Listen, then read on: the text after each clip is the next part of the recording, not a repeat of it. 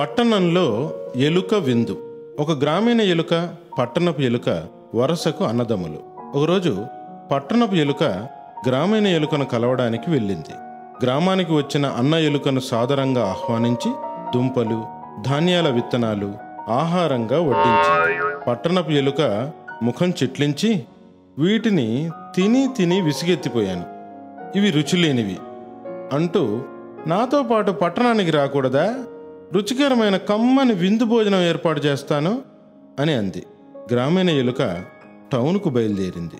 చీకటి వీధిలోని ఒక ఇంటి గోడలో చిన్న బొరియలో పట్టణపు ఎలుక నివాసము. పట్టణపు ఎలుక అన్నట్లుగానే రుచికరమైన విందు భోజనాన్ని ఏర్పాటు చేసింది. జున్ను, జాము, బ్రెడ్, తేనె, రకరకాల పండ్లను గ్రామీణ ఎలుకకు వడ్డించింది. పట్టణపు ఎలుక తడవ తడవకి నిశ్శబ్దం నిశ్శబ్దం అంటూ కొంచెం కొంచెంగా కొరికి తింటూ, శబ్దం చేయకు, పిల్లొచ్చేస్తుంది అంటుండగానే మియావ్ అన్న సౌండ్ వినిపించింది. దాంతో రెండు ఎలుకలు బెంబేలెత్తిపోయాయి. పల్లె ఎలుకకు మాత్రం గుండె జారిపోయింది. ఆ తర్వాత గ్రామీణ ఎలుక, అన్నా, నేను నా గ్రామానికి వెళ్తాను.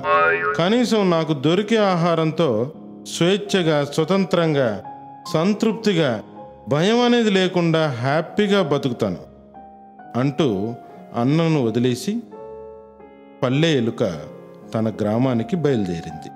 ఈ కథలో నీతి, భయంతో బంగారు మేడల్లో ఉండడం కన్నా ప్రశాంతమైన చెట్టు నీడ మిన్న. పట్టణంలో ఎలుక విందు. ఒక గ్రామీణ ఎలుక, పట్టణపు ఎలుక వరసకు అన్నదమ్ములు. ఒకరోజు పట్టణపు ఎలుక గ్రామీణ ఎలుకను కలవడానికి వెళ్ళింది. గ్రామానికి వచ్చిన అన్న ఎలుకను సాదరంగా ఆహ్వానించి దుంపలు, ధాన్యాల విత్తనాలు ఆహారంగా వడ్డించింది. పట్టణపు ఎలుక ముఖం చిట్లించి, వీటిని తిని తిని విసిగెత్తిపోయాను, ఇవి రుచిలేనివి అంటూ, నాతో పాటు పట్టణానికి రాకూడదా? రుచికరమైన కమ్మని విందు భోజనం ఏర్పాటు చేస్తాను అని అంది. గ్రామీణ ఎలుక టౌన్కు బయలుదేరింది. చీకటి వీధిలోని ఒక ఇంటి గోడలో చిన్న బొరియలో పట్టణపు ఎలుక నివాసము. పట్టణపు ఎలుక అన్నట్లుగానే రుచికరమైన విందు భోజనాన్ని ఏర్పాటు చేసింది. జున్ను, జాము, బ్రెడ్, తేనె, రకరకాల పండ్లను గ్రామీణ ఎలుకకు వడ్డించింది. పట్టణపు ఎలుక తడవ తడవకి నిశ్శబ్దం నిశ్శబ్దం అంటూ కొంచెం కొంచెంగా కొరికి తింటూ, శబ్దం చేయకు, పిల్లొచ్చేస్తుంది అంటుండగానే మియావ్ అన్న సౌండ్ వినిపించింది. దాంతో రెండు ఎలుకలు బెంబేలెత్తిపోయాయి. పల్లె ఎలుకకు మాత్రం గుండె జారిపోయింది. ఆ తర్వాత గ్రామీణ ఎలుక, అన్నా, నేను నా గ్రామానికి వెళ్తాను.